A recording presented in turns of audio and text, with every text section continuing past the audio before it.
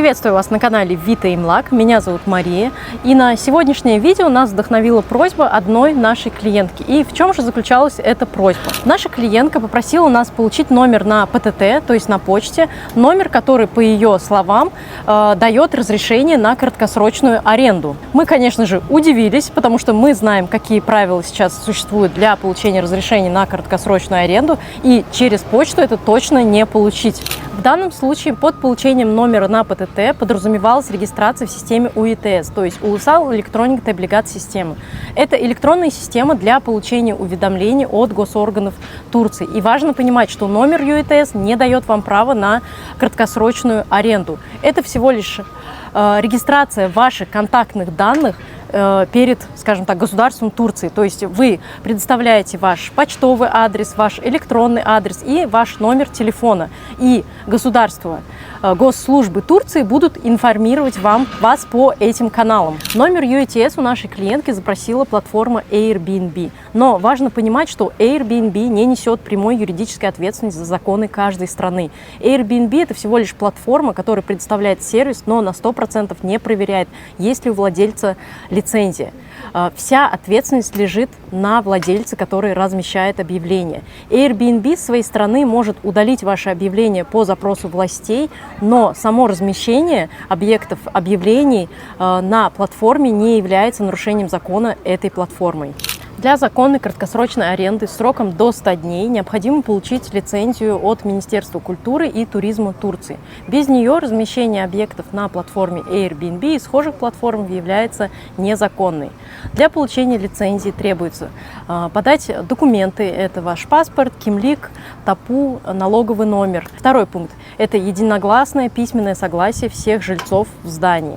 Третье – это подать заявление на ЭДВЛЕТ, оплатить госпошлину, и на самом здании должна быть установлена табличка.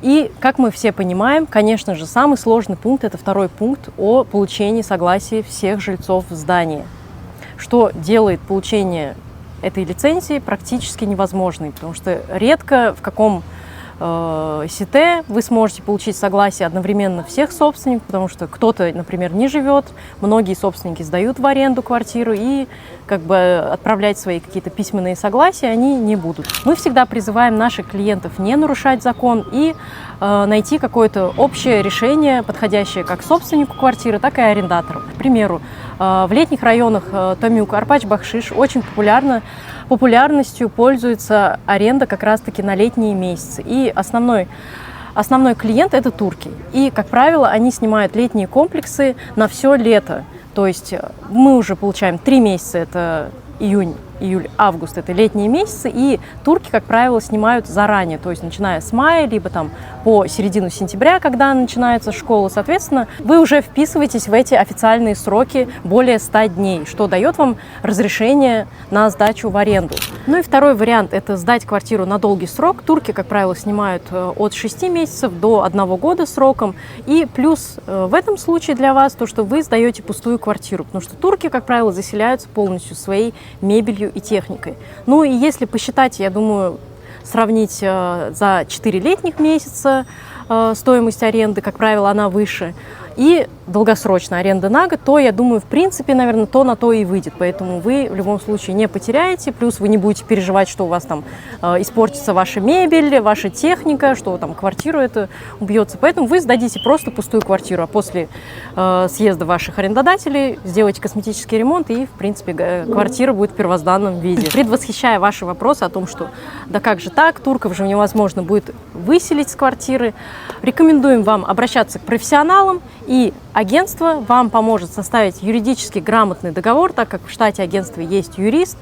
И с таким договором вы всегда сможете выселить ваших арендаторов. Я надеюсь, эта информация была для вас полезной. Если у вас еще остались какие-то вопросы, то оставляйте их в комментариях, подписывайтесь на наш канал, ставьте лайки. Всем пока!